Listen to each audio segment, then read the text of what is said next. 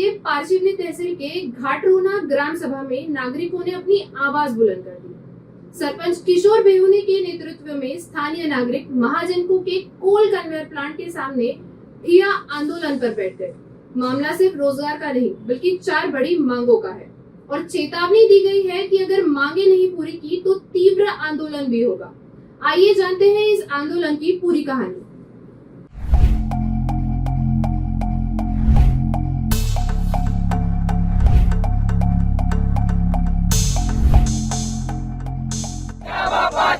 रोजगार आमच्या हक्काचा नाही, कुणाच्या बापाचा रोजगार आमच्या हक्काचा, रोजगार आपल्या हक्काचा नाही, कुणाच्या बापाचा।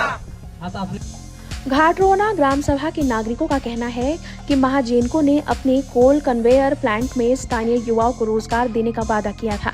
ये वादा लिखित रूप में भी दिया गया था, लेकिन स्थानीय 80 युवाओं को अब तक कोई रोजगार नहीं मिला है। सिर्फ रोजगार की ही नहीं बल्कि अन्य 4 महत्वपूर्ण मांगों को लेकर भी नागरिकों ने ठिया आंदोलन शुरू किया है। स्थानीय सरपंच किशोर बेहुने और ग्राम पंचायत सदस्य सतीश धारड़ के नेतृत्व में लोग प्लांट के सामने बैठ गए और अपनी समस्याओं को लेकर प्रशासन और कंपनी से तुरंत समाधान की मांग की है। आंदोलनकारियों का कहना है कि उनकी आवाज को नजरअंदाज किया गया तो आंदोलन और तेज होगा और तीव्र आंदोलन की ओर भी कदम बढ़ाए जाएंगे। ये युवा अपनी लड़ाई में किसी भी तरह का कोई समझौता करने के लिए तैयार नहीं है। 6व्या महिन्यामध्ये आपण ते पत्र दिलेलं होतं, तेव्हा त्यांनी हमखास हमी दिलेली होती की आम्ही हा लिखित स्वरूपात रायटिंगमध्ये दिलेलं होतं की आम्ही हा बेल्ट सुरू करण्याच्या आधी जेव्हाही लागेल तेव्हा तुमचे घाटरोना परिसरातील मुलंच इथे कामावर लागतील। मात्र पुढे त्यांनी काय झालं, कुठल्या राजकीय नेत्यांच्या हाताखाली ते गेलेत, कुठे दबावतंत्राचा वापर झाला आणि त्यांनी आपली घेतलेली भूमिका लिखित स्वरूपात दिलेली भूमिका देखील मोडकळीस आणून आज स्पष्टपणे काल परवा झालेल्या मीटिंगमध्ये सन्माननीय सरपंच साहेबांना सांगितलं की आम्हाला पालकमंत्री असो, सन्माननीय राज्यमंत्री आमदार साहेब असो यांच्याकडून जी यादी आलेली आहे त्यामध्ये याद्या क्लिअर झालेल्या आहे। तुमच्या गावातील बऱ्याच मुलांचे नावं याच्यात नाही आहे। त्यांनी ही भावना व्यक्त केली, त्यातूनच आज हे आंदोलन उफाड़ून आलेलं आहे। में 2-3 दिन पहले हमारी मीटिंग हुई व्यवस्थापक से महाजनको के, और इन्हें बताया हमको, जब इससे मीटिंग के बाद में इन्हें कहा कि हम 2-4 दिन में दे देंगे, लेकिन ये झुलाते रहे और झुलाने के बाद में इनने हमको ऐसा लगा कि ये हमारे रोज़गार को रोज़गार देने नहीं है, बेरोज़गार को, इसलिए हम यहाँ पर बैठे और ये शांतिपूर्वक आंदोलन कर रहे हैं।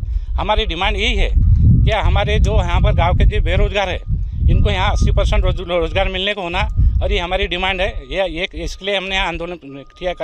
महाजनको ने मौजा घाटरोना की ज़मीन पे जो कन्वर बेल्ट, कोयला कन्वर बेल्ट का स्ट्रक्चर बनाया है, उसमें GR ये 2008 का GR है महाराष्ट्र शासन का, जिसमें साफ तरीके से आप देख सकते हैं लिखा हुआ है कि यहाँ के स्थानिक लोगों को 80% रोज़गार देने को ना। लेकिन उनसे हमारी मीटिंग हुई, उसमें उनका कहना है कि अभी राजकारणी जो लोग हैं यहाँ के अपने नागपुर एरिया के, उनके प्रेशर में वो लिस्ट बनी हुई है हमारे पास, लेकिन अभी उनको लगाया नहीं है। जब हमारा आंदोलन का पत्र गया तब उन्होंने ये जानकारी हमसे साझा की। अभी हमारा ये कहना है ये आंदोलन के माध्यम से कि ज़मीन एक मौजा घाटरोना के ज़मीन पे खाली घाटरोना के 80% लोगों को रोज़गार देने को होना, क्योंकि यहाँ की ज़मीन WCL में 1200 में से 800 एकड़ चली गई है और यहाँ पे रोज़गार का बहुत बड़ा विषय है। अभी 600 एकड़ फिर WCL में जा रही है, जिसमें सेक्शन 4 लगा हुआ है। तो हमारा एक ही मांग है कि यहाँ के स्थानिक 80% हमारे पास पढ़े लिखे लोग हैं, ITI बेसिक वाले हैं, अपना सब पढ़े लिखे लोग हैं, उनको रोजगार देने को ना। सरपंच किशोर बेहुने और सतीश घरट के नेतृत्व में ये युवाओं की चेतावनी साफ है। उन्हें रोजगार चाहिए या फिर ये ठिया आंदोलन ऐसे ही और तीव्र रूप लेगा।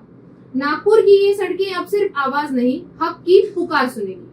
नागपुर से संवाददाता सुरेंद्र बिरथारिया की रिपोर्ट। हमारा हर शब्द समाज की आवाज, हमारी हर पहल निष्पक्षता का कदम। आपकी हर समस्या में आपसे पहले दिखेंगे हम हैं न्यूज फर्स्ट। ईश्वर का सच, हमारा साहस और आपका विश्वास। सच, साहस और विश्वास। अगर आप ये वीडियो YouTube पर देख रहे हैं तो हमारे चैनल को सब्सक्राइब कर बेल आइकन दबाएं।